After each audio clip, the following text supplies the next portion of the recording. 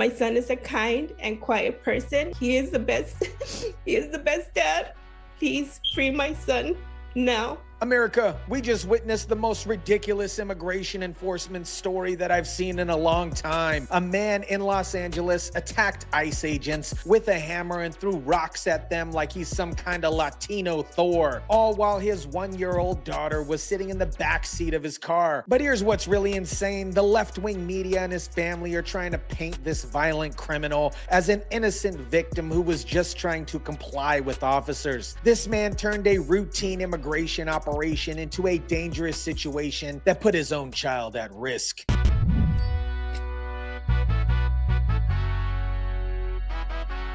Activists say 7 people were detained, including a toddler. That video is now trending on social media. What is up, guys? TYSON DELACRUZ here. Thank you so much for rocking with me. This story perfectly shows how legacy media will lie about anything to protect their open border narrative. They're calling this man who attacked federal agents with weapons an innocent father while demonizing agents who secure his child's safety. Let me break down what actually happened at the Home Depot parking lot, because the media is trying to spin this story to make you think ICE agents randomly attacked an innocent family. According to the Department of Homeland Security, Dennis Quinonez exited his vehicle wielding a hammer and threw rocks at law enforcement while he had his child in his car. The Department of Homeland Security claims during the operation, a U.S. citizen exited his vehicle wielding a hammer and threw rocks at law enforcement while he had a child in his car. This guy would have been fine and gone along his day, but apparently he decided to become Latino Thor and attack federal agents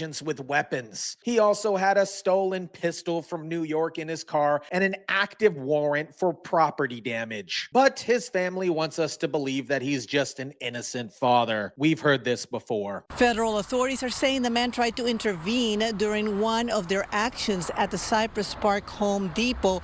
Now, members of the Rapid Response Network were also there with their cell phones on. They got video of the arrest, but not what happened before. The media keeps showing the arrest footage, but conveniently leaves out the part where the man attacked agents with a hammer. They want us to see him getting handcuffed, but they don't want you to know why he's getting arrested. Unfortunately, this guy tried to act up while having a child in the car, and yes, the agents secured the child first. This is the first thing that they did, but somehow the media is acting like protecting a 1-year-old from a violent situation is some kind of human rights violation. Now let me tell you about the lies this man's family is spreading to the media. His mother, Maria, is claiming her son was complying with officers and that the videos show that he did nothing wrong. My son was taken by masked men, scared, heavily armed ICE agents, while my granddaughter remained strapped in her car seat in the back of the vehicle. My mijo didn't do anything wrong. What you see in the videos, he was complying. Really? Welding a hammer and throwing rocks at federal agents is complying. Having a stolen gun in your car is doing nothing wrong.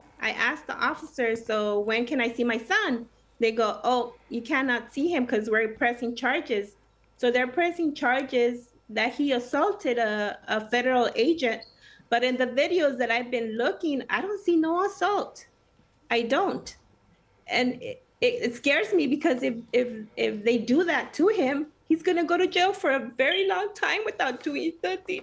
But here's the thing. The videos that activists recorded didn't show the beginning of the incident when he attacked federal agents. They only show the arrest after he was already subdued. This is classic manipulation by the family and media. They're showing you the end result while hiding the criminal behavior that caused the situation in the first place. It's like showing somebody getting tackled by security guards without showing them that they robbed the store first. Now let me address the fake outrage about ICE agents securing the child. People are crying about the outrage of why agents would secure the child from Latino Thor. But this is standard protocol if anybody gets arrested with a child present. Here, take a look. There's a baby in that car. A 1-year-old toddler is strapped in the rear car seat of a vehicle surrounded by federal agents. You ain't got the take that, bro. They're at the Cypress Park Home Depot. You know that? where the child's father is taken into custody. When somebody attacks law enforcement with weapons while a child is present, the first priority is securing the child's safety. What were the agents supposed to do? Leave a 1-year-old in the parking lot with no supervision while they processed her father for assault? By the way, you saw the warrant in there that the feds mentioned. We did run him through court records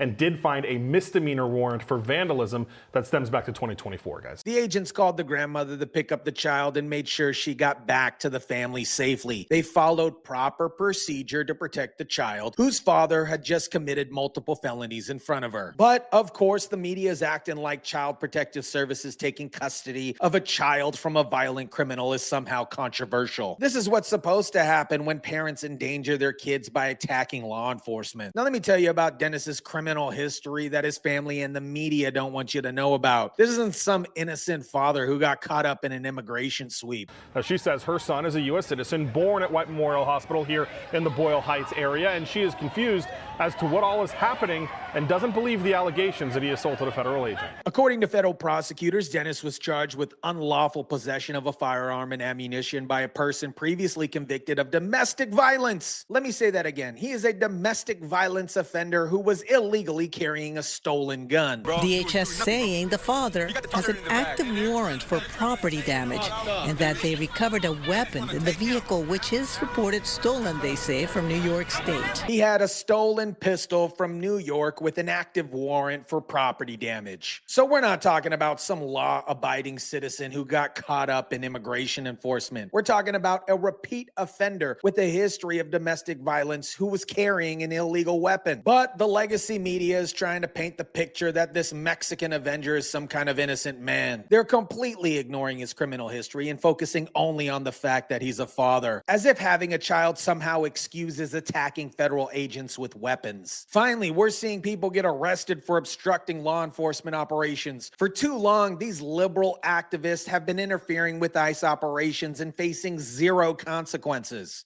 Now, members of the Rapid Response Network were also there with their cell phones on. They got video of the arrest. These so-called Rapid Response Network activists show up every ICE operation with their cell phones, trying to interfere with law enforcement to help criminals escape. They're not journalists, they're obstruction specialists who are actively helping people evade federal law enforcement. Tonight I was able to speak with the grandmother of that child, the mother of the man taken into custody, who says she had to go downtown and wait for several hours before she could pick up her almost 2-year-old granddaughter, Luna. Me personally, I'm so sick and tired of people obstructing law enforcement operations and facing zero consequences. These agents are getting rocks thrown at them, facing hostile environments, and liberal activists are trying to paint these people as justice crusaders. The outrage by the left legacy media is absolutely insane. They're more concerned about protecting somebody who attacked federal agents than they are about the safety of agents or a child who was put in danger. The way that legacy media is covering this story shows exactly how they manipulate public opinion to support their open border agenda. They're showing you emotional footage of a crying grandmother and a child being taken away, but they're not showing you the criminal behavior that caused the situation in the first place. Listen to the outrage and disbelief of onlookers as they watched a 1-year-old little girl left alone in a car, using phrases like outrage and disbelief and focusing on emotional reactions of bystanders who don't even know the full story. They want you to feel sorry for this family without understanding that the father is a violent criminal who endangered his own child. Either way, his mom says she doesn't believe the feds, saying that he wouldn't do anything to put his daughter in harm's way.